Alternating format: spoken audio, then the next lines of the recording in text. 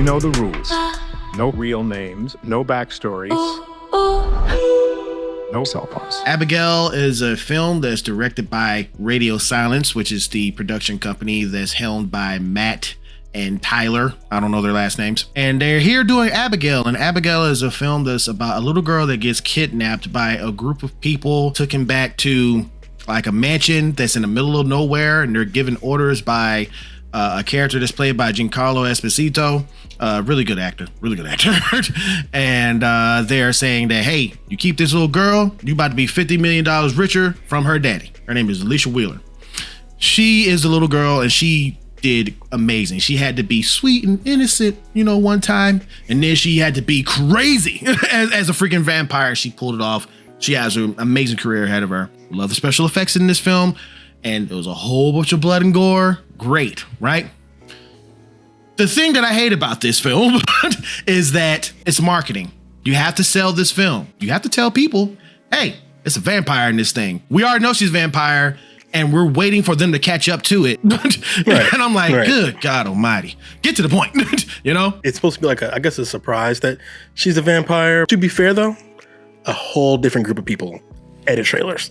There's no overlap. There's a point in the film where characters are disappearing or showing up without heads and shit, and they're like, "What's going on? What's happening?" Mm-hmm. And kind of like what you said, we know what's happening. Right? Know what's happening. We know. But I think the movie's kind of playing with that a little bit. It's kind of joking around, right? They're like, "Go check in the little girl." And they check in the little girl, like, and she's like, "Is anyone there? Please don't harm me." And so I think that's really funny, So yeah. But if you don't find that funny, boy, I think this might be a rough movie. Because the whole movie hinges on one joke.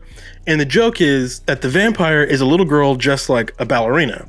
Now, I think that's funny, right? I think that's funny. But whatever your mileage for that is probably going to be the mileage for the movie, because that is the movie. How is she going to take care of all these big burly men, people with guns, and they're drinking hard, people that you would think would absolutely destroy this little girl? How can she possibly pose a threat to them? That is the humor in the film. But I did enjoy this movie quite a bit. So this is the first movie I've seen with Angus Cloud in it, and I think he was a big standout. I was like, I got it. We talked about Timothée Chalamet here. I'm like, I don't really get it. I thought Angus Cloud brought like the most bizarre energy to the film. And it really like matched the film, especially when we learn how vampires die. When they're exposed to sunlight, they like pop like a water balloon filled with blood. There's no solids anymore. They just pop. It's horrific. It's like, it gets like the biggest reaction, or at least it got the biggest reaction from my crowd. Each person in this film basically has a secret or have a connection to Abigail in some way. That's why they're actually really there. Each person, we don't know what they do or who they are. Each person has a specific thing. Like if you've seen a heist movie, like we got the guy who's a driver. We have the guy who's the muscle. Exactly, because this movie is trying to set you up. It's like, oh, this is a heist film. So it's like, okay, gotcha. I know heist rules. This guy's a driver. They say this is going to happen, but it's not going to happen. Got it. But the movie's actually so much further ahead than you are. Which, again, I think is where the comedy comes from. That is where the comedy comes from. The first half of the film is a heist movie. About halfway through, it turns into a horror film. But we don't get any horror movie characters until way late, until like almost like the last scene of the film. You know what I mean? It almost feels like we've got great characters for a heist film, and they stumbled into the wrong movie by accident, And so instead of it being as horrific as this should be, it's more humorous, which again, I like that a lot. I like that quite a bit. The movie goes a long time before you know any of our characters' names, before you know their backgrounds or anything like that. Like Melissa Barrera takes some guesses, but the movie doesn't confirm those guesses for a long time. And actually, I kind of thought they were never going to tell us these characters' names and their backgrounds, but they do, which I think I liked the mystery. Yeah, because it's like if you don't know so much of like the character's background, then when they die, you're like, oh snap! This is another meat bag that just got exactly. Or something. And it's funny because, like I said, the plot in this film is so deeply unimportant. Like it's hilarious.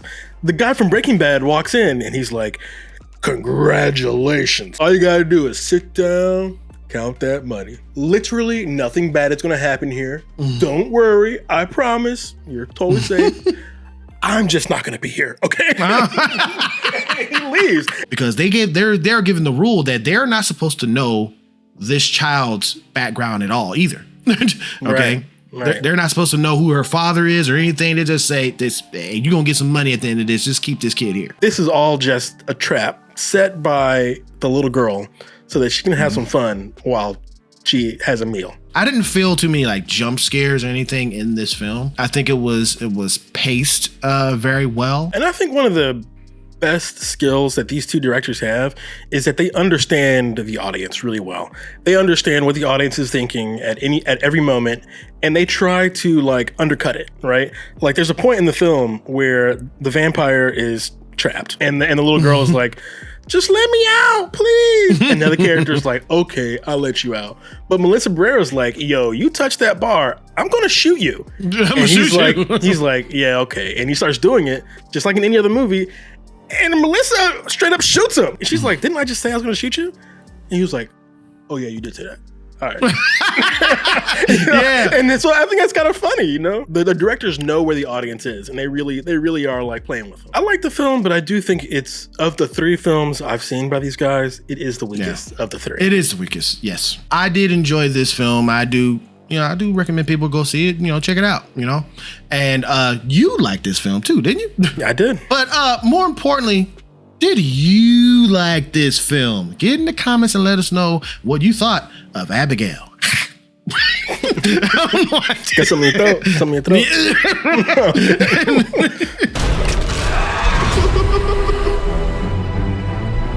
Thank you so much for clicking on this video. You guys have been talking to us in the comments. You guys have been subscribing to us. We are almost to 1,000 subscribers. I can feel it in my bones that we're going to get there because, you guys are great. So if you're new to seeing our face, please get down there and hit that subscribe button. It's right there for you to see it, enjoy it, subscribe. All right. And if you did like this review, please hit the thumbs up. But if you didn't, you can hit the thumbs down. Whichever you choose, it is your opinion. Just remember one thing, it is mostly wrong. We'll see you next week.